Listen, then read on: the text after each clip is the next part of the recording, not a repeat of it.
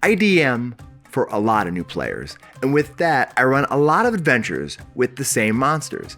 Many of these are iconic and almost a rite of passage to get the full D&D experience. Yet, I think these classic creatures might be getting a little stale for me. Let's fix that. Hey everyone, I'm Alan, and I've been devastating characters with the same monsters for nearly 40 years. I can't tell you how many times I've used the same goblins, gnolls, vampires, and the many NPC classes over and over and over again. But just because I use the same stat block doesn't mean they need to be the same creature. I'm going to share a few ways to personally reface monsters to give my players a new experience. After listening, I'd love to expand my knowledge by asking you to share how you reface monsters in the comments below. And to be clear, refacing is just presenting the same monster in a new way. I'll do another video where I talk about augmenting monster powers and creating new monsters sometime in the future. A monster is more than just teeth and special abilities. A monster can be a distinct character in your game. And the easiest way to separate duplicate monsters is by the equipment those monsters carry. Given a group of goblins, simply giving a few of them a diverse set of weapons or items can add a lot of flavor to your game. Perhaps one of the goblins carries a hand axe, and another a spear and fights with a pipe, and a group might wield wicked, hooked swords. Without much need to modify the actual stat blocks, changing what each monster is described as fighting with will make a simple goblin encounter so much more interesting. The players won't know you're simply rolling a 1d6 plus 2 for damage. They'll be too busy picturing those weapons striking their characters. On top of weapons and armor, adding the occasional random item or strange dress will give your players something more to talk about than just damage. Imagine a troll that has woven the heads of children's dolls into its locks. Did it find those dolls, or is this the result of a family crossing the troll's path? And what if the players stumbled over a fallen skeleton? The skeleton rises, not bothering to reach for a weapon. It tilts its head at you, and for a moment you think it might be trying to communicate. Its odd purple silk pants are all that are left of whatever garb it once wore. The only hair is a long braid of white. It takes a small step toward you, but as you lift a hand to reach out in friendship, the skeleton leaps into the air, striking you with its foot, sending you reeling. Its hard, bony, sharp foot striking you for 4 piercing damage. Yeah, a skeleton martial artist just attacked the party using its feet as deadly weapons. Not sure if they are registered. The players will bring this up for days, even though the actual monster will have the same stats as any other skeleton. And you know, someone will end up wearing those pants. Just be prepared for your players to want to learn more about those items. I've had random items lead to an entire unexpected adventure. A single monster can be described many different ways to serve a story, yet still be the same exact stat block.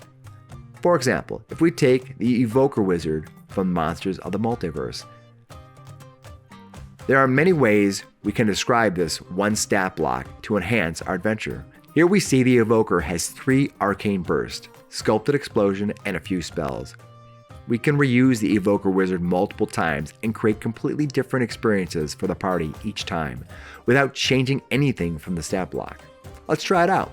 The woman stands tall and lithe, pursing her black painted lips at you, the rouge on her cheeks attempting to cover her pale skin. Then she points a finger, tracing a symbol in the air, a mystical line of deep darkness forming the image of a triangle.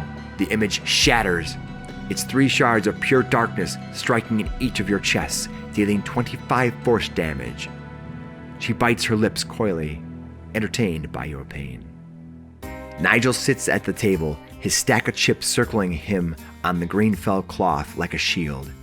He playfully spins a playing card in his fingers, looking you over, his well-groomed hair as stoic as his eyes. He leans forward, thinning those eyes. "You've made a grave mistake trying to cheat me." Nigel's eyes flare to a deep purple as he launches not one, not two, but 3 playing cards at you in quick succession.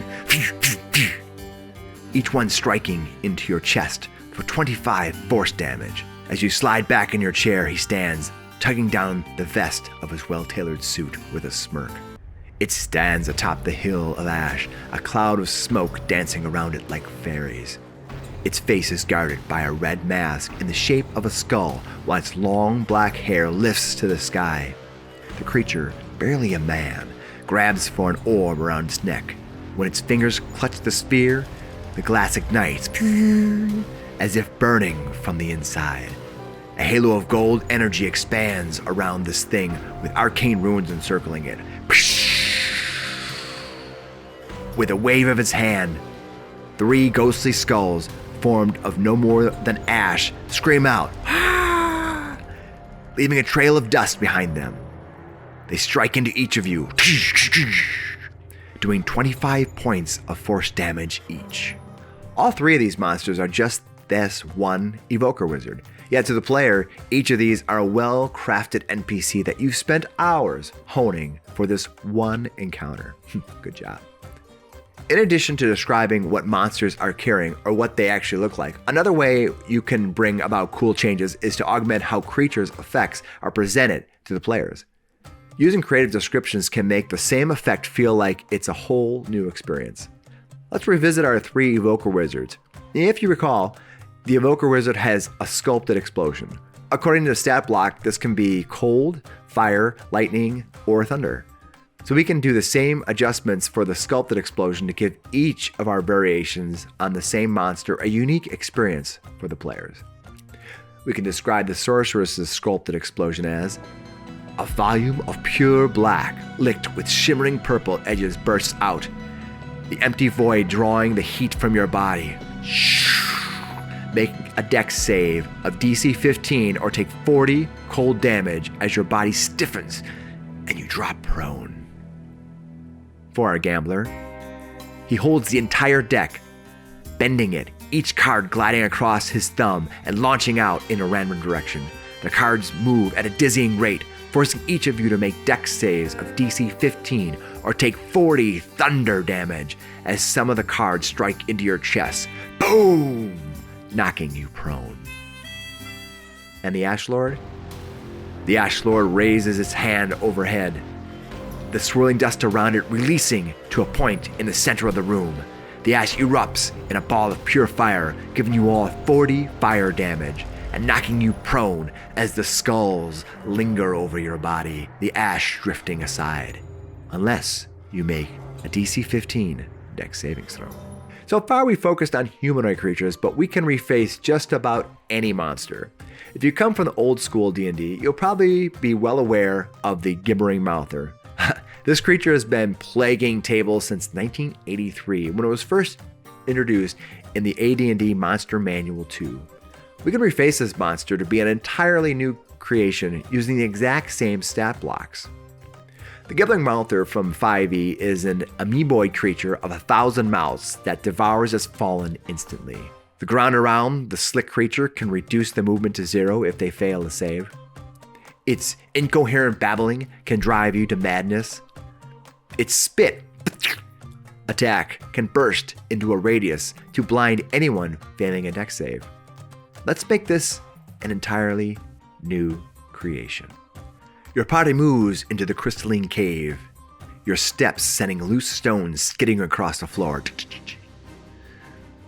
The map the speaker gave you led to this place. It's a long way from home, but maybe the only place where you can find the blue lace agates needed for the ritual. As you slip into the cave, one of the crystal stalagmites break from the crop and rolls out, 1,000 shards of glass raining down from its body, surrounding it. As the mound of animated crystal slides out, a ringing, like fingers rubbing across the rim of wine glasses, emanates from the thing. Torvin grabs his head, screaming from the sound, and races off into the darker cave, abandoning Janelle and Frakes. The two of you look to each other, each of you unsure what this thing might be. Frakes shakes his head, turning to flee, but his foot lands on the shard this thing had left all around him. The glass drives into his foot. Ah! Frakes buckles, unable to move. Janelle reacts with a barrage of magic missiles, hoping to end this quickly, but the crystalline monster responds by instantly thrusting one of its long spear-like stems right into Frakes' back. Frakes, injured from the goblin still, jerks back and falls to the ground. Before Janelle can grab Frakes, the monster flings a piece of itself into the air. The glass explodes, sending particles of itself into Janelle's face. Janelle cries out, the specks stinging her eyes. Blinded, Janelle holds her thumb together, fanning her fingers and speaking the arcane incantation for burning hands. A cone of fire breathes over the crystal. But Janelle can't tell if the thing is even affected by it. The crystal thing pays no attention to the wizard, instead crawling forward, its razor-like body piercing into Frakes. The clear crystal quickly fills with the fallen warrior's blood. Janelle gasps. Through watery eyes, her vision returning as Frakes is slowly being consumed by this monster.